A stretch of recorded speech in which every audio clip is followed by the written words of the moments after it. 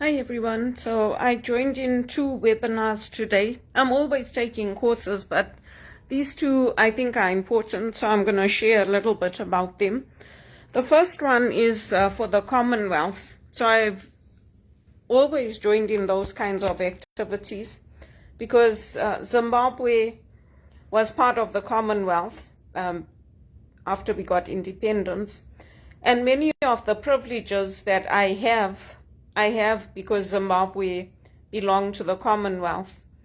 And exceptions were made for us because we were from poor countries and poor families. Access to visas like working holiday visas, working on camps through Kentucky. Normally somebody from my background, being an Indian and a visible minority born in Zimbabwe, would not have had those opportunities. But because Zimbabwe was part of the Commonwealth, I got those opportunities. When I was in England, my visa was approved to go work on a camp because I was from Zimbabwe, not because I was from England, because they wanted to give people like me who wouldn't otherwise have the opportunity the chance to experience it. So the US Consulate General, they approved my visa through Kentucky once I had the offer, and that's how I went. And it's the same with the working holiday visa. They have it here in Canada, and I wasn't here then, but it's available if people want to look into it. I just wanted to share that one because the Commonwealth is important, and I think it brings together all the nations of diverse nationalities. And many people today think that the rules-based order is out of date, it's not needed. But I was quite surprised and happy to hear that many of the countries still want it because they understand the importance of it and that it came out of a period of great distress in the world. So we don't need to throw the baby out with the bathwater. Basically, we have to adapt it and build partnerships and not drown out the voice of the marginalized nations and communities. So it was good. A lot of these webinars are very heavy and they are long. They go from an hour to an hour and a half, depending on when they schedule them. When I'm working, obviously I can't join in, so I'm not working right now, so I joined in this one. And I do follow what they're doing with the nations that are involved, including Canada. So it was good to learn. There was a representative there for the youth who had come from Australia. They had diplomats and they had people who are part of the body, the organizing body. So it was nice to hear from them. And when you are in those positions, when they select you, normally they do give you opportunities to go out to the Commonwealth nations, to meet the children, to look at what projects are taking place, what they're working on. The same as when I got involved here in Rotary. And I went to their barbecues, I helped at the street fests, I went to their meetings, and then I started working and all that fell away. So I haven't been for a long time. But if they do invite me, then obviously I will go back and get involved with Rotary International. And I think it's a good opportunity. I mean, these things are not exclusive to me. If you just look for them on the internet, you can find the opportunities to get involved. I just basically started following them on Facebook. I use social media a lot, and I started following the Commonwealth activities on Facebook and seeing what they were doing. And then they do post, like if there's a webinar coming up or if there's something where the public can join in, they post it, and then I sign up if it's of interest to me. So that was the first one I did. And then the second one today that I did was on leisure in the workplace. And basically we looked at what types of leisure are involved, how companies can incorporate it. It might be things like music or it might be joking around or watching a movie. It might be hiking or getting involved in corporate social responsibility. So again, it basically gives us time to reflect, like, how are our companies bringing in opportunities to have some fun without penalizing us, making it voluntary. And he gave some good case examples where people were fired for not being fun or not participating in fun activities. And that should not be the case. It should be voluntary, because people are different. Even at Teleperformance, like when we started, we had a games room, we had a pool table, we had, I can't remember what it's called, but it's like where you have these figures and you have a ball and you compete to see who can get goals. It's like soccer on the pool table. We had that. We had a lot of things. And then slowly, they started taking everything away, which makes it boring, because it gives the team the opportunity to come together. If you look at Teleperformance in South Africa, they have fashion events, they have parties, discos. So those are all opportunities for people to get together and enjoy themselves. When we had COVID, we used to choose a movie, and then all of us would watch that movie on a free platform like YouTube or Tubi or whatever platforms have free movies. And then we would discuss it the next day. So things like COVID don't have to be isolating. We still have ways to bring our teams together. And again, it's a lot of participation with other people, learning from others. And that's how we help each other in Canada, in Toronto.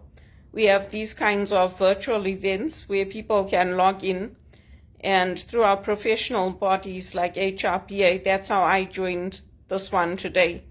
So if you see me posting my music interests, or you see me posting something about the news, it's not something that's going to waste, because there are companies that will be interested in that, in somebody who has a wide range of music interests, or somebody who is able to bring the team together.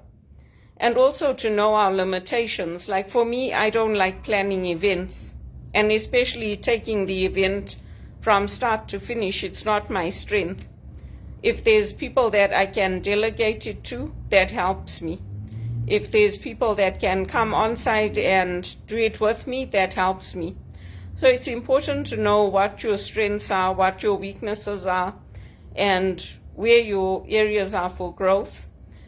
And that was also another long webinar. It was also an hour and a half.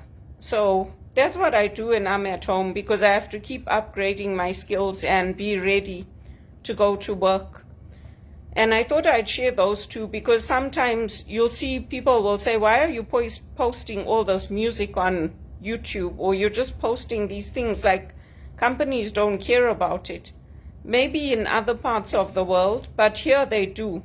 They do care about it, because there's certain environments where they won't want that. But there's other environments where they do. They want to have team lunches, they want to have pizza nights, or they want to have days where they take the team out bowling. And so it's important to know that. And if it's a company that doesn't want that at all, then it's probably not going to be the right fit for somebody like me, because I think that team building activities are important.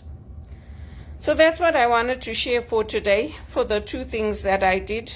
And I'm continuing my job search and sending my GoFundMe link out, and also trying to network with companies that are not necessarily based here, but where they may be coming here or expanding here.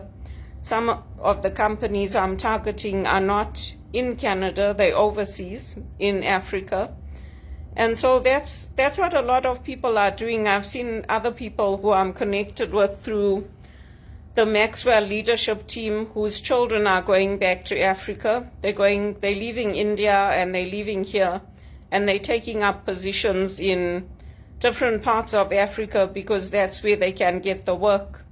So I'm also open to that, whether it's in a management role or in another capacity, I'm also open to that. Obviously, they're not going to relocate me for an entry-level role, paying $11 an hour.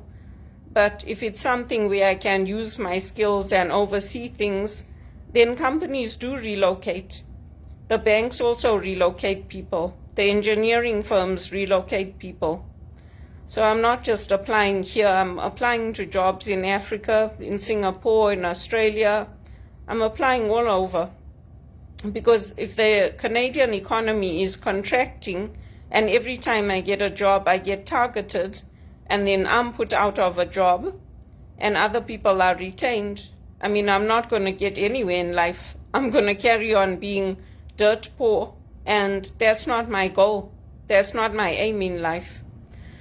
So I have to persevere, and I'm grateful for these opportunities. They say it's free, like even when I go and register with, if you say VPI or Costi or whoever, they say it's free to you, but it's not really free, because if you're living in this country, you're paying taxes. Whether you go and buy food or you go out, you take the TTC, whatever you're doing, you're paying taxes. So it's not free. It's a service being provided by the government that we benefit from because we are citizens or because we are here working. So if it says it's free, it's not free.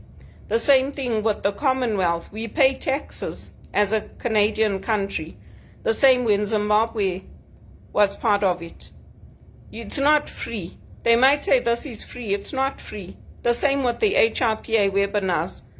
They're not free. They're free to me because I'm a member.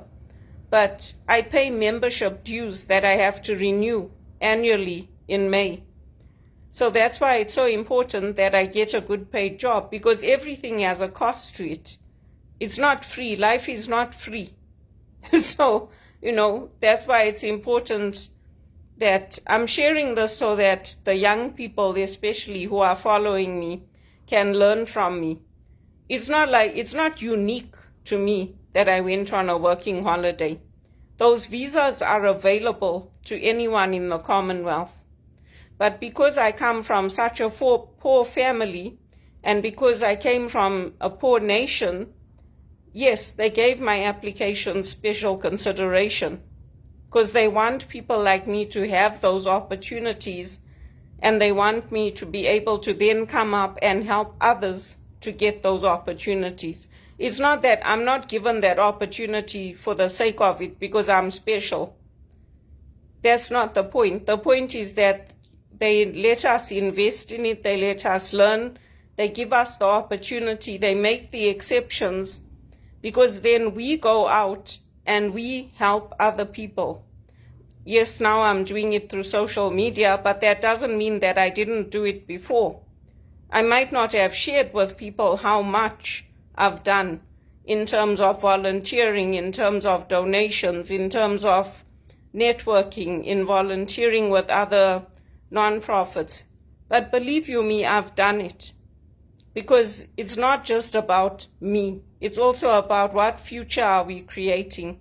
And if Canada's aiming to be poor, broke, and have people destitute, then this is not the right place for me to remain. And they need to let me go and work in a place that doesn't want that aim for their citizens. That's what they need to do.